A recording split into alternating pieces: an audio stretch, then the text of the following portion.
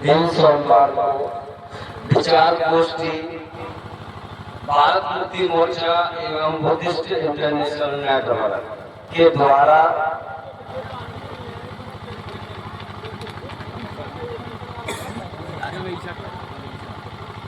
गांव मईचा जिला संत कबीरनगर। साथियों, आज सभी लोग आए हैं इस जयंती में, और हमारे जो महापुरुषों की जयंती है अप्रैल में 8 अप्रैल को शिवाजी महाराज की जयंती है और 11 अप्रैल को ज्योतिराव फुले की जयंती है और 14 अप्रैल को बाबा साहब की जयंती है। तो हम एक ही जयंती 14 अप्रैल को ही बाबा साहब की जयंती नहीं मनाते हैं, हम पूरे अप्रैल के महीने के 30 दिन जयंती मनाते हैं अपने महापुरुषों की। और हमारा जो लक्ष्य रहता है 1 लाख जयंती मनाने का पूरे देश भर में। जयंती मनाने का मतलब जय जयकार करना नहीं है, हमारे महापुरुषों के बताए हुए विचारों को लोगों तक पहुंचाना हमारा मकसद है। तो साथियों, हम हर सालाना की तरह भी भारत मुक्ति मोर्चा के द्वारा पूरे देश भर में 1 लाख जयंतियां हम मनाते हैं और लोगों को जागरूक और समझदार बनाने का काम इस भारत मुक्ति मोर्चा के मंच के द्वारा किया जाता है, ताकि बहुजन समाज को जानकार और समझदार बनाया जा सके। जब बहुजन समाज जानकार और समझदार होगा तो अपने मौलिक अधिकारों को, संविधान को समझेगा और दोस्त और दुश्मन की पहचान करेगा और लड़ाई लड़ेगा।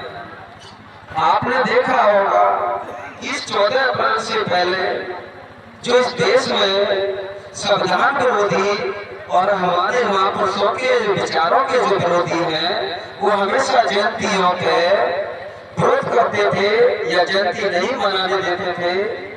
आज पहली बार ऐसा हुआ है कि सरकार ने बूथ स्तर पर जयंती मनाने का आदेश दिया। तो ये ना समझिए कि जो शासक जाति है ब्राह्मण, वो अगर हमारे महापुरुषों की जयंती मना रहा है तो वो हमारा दोस्त है, ऐसा बिल्कुल भी नहीं है। क्यों? क्योंकि काम से भारत मुक्ति मोर्चा के द्वारा सालाना जो साल 1 लाख जयंतियां मनाई जाती हैं, और 1 लाख सालाना जयंती मनाने से क्या है कि करोड़ों करोड़ों लोगों के बीच में बाबा साहब और संविधान की जानकारी बहुजन समाज को होती है। तो बहुजन समाज जानकार और समझदार हो रहा है, तो जानकार और समझदार बहुजन समाज के बीच में दुश्मन घुसने के लिए जय जयकार और जयंती मनाने का कार्यक्रम कर रहा है।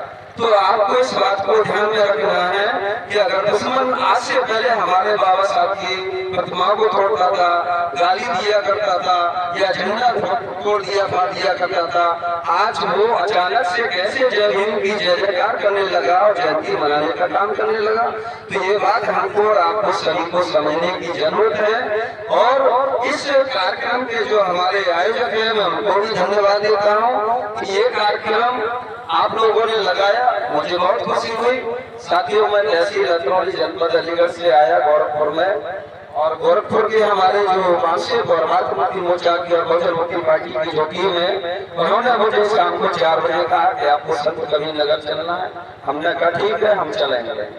तो साथियों, इस बात को ध्यान में रखिए आप कि जो दुश्मन जय भीम या जय जयकार कर रहा है, उसी दुश्मन ने हमारे बाबा साहब का पुतला बना के भी फूंका है। और आज अचानक से अगर वो जय जय भीम जय जयकार या जयंती मनाने का कार्यक्रम कर रहा है, तो हमारे साथ में फिर एक कोई धोखा करने का षड्यंत्र किया जा रहा है। तो इन बातों को ध्यान में रखिए, और ये हमारा लक्ष्य है कि बहुजन समाज को हम जानकार और समझदार बना के रहेंगे। जिस तरीके से हमने अंग्रेज विदेशियों को भगाया था इस देश से, वैसे ही हम अंग्रेजी विदेशी ब्राह्मणों को भी इस देश से या तो शासन छीनेंगे, और इस देश में ब्राह्मण अगर संविधान को सच्ची नहीं मान कर रहता है तो ब्राह्मणों को इस देश में भी कोई रहने का अधिकार नहीं है। 1 लाख जयंती मनाने का मतलब समझ रहे हैं ना, करोड़ों लोगों को हर सालाना जानकार समझदार बनाना। तो साथियों, 23 अप्रैल 2024 को परसों के दिन 23 अप्रैल को भारत बंद है। और क्यों?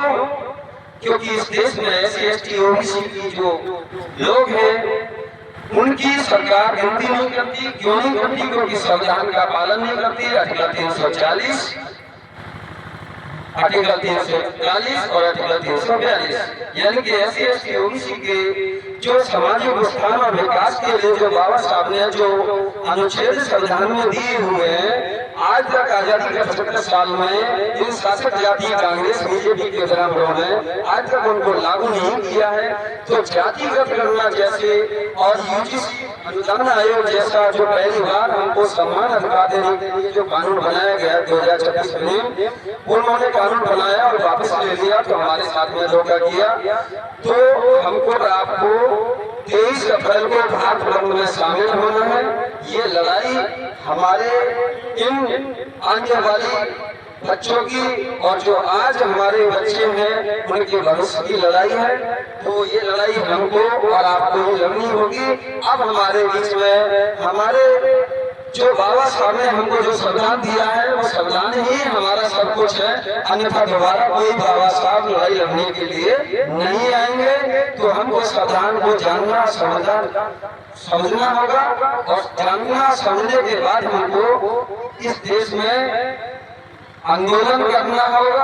हम लोग वोट से सांसद, विधायक, मंत्री तो बदल सकते हैं, लेकिन हजारों साल की जो ब्राह्मणों की व्यवस्था है हम उसको नहीं बदल सकते हैं। इसीलिए आप लोगों के पास में आखिरी रास्ता जन आंदोलन है और इस जन आंदोलन में आप लोगों को शामिल होना चाहिए।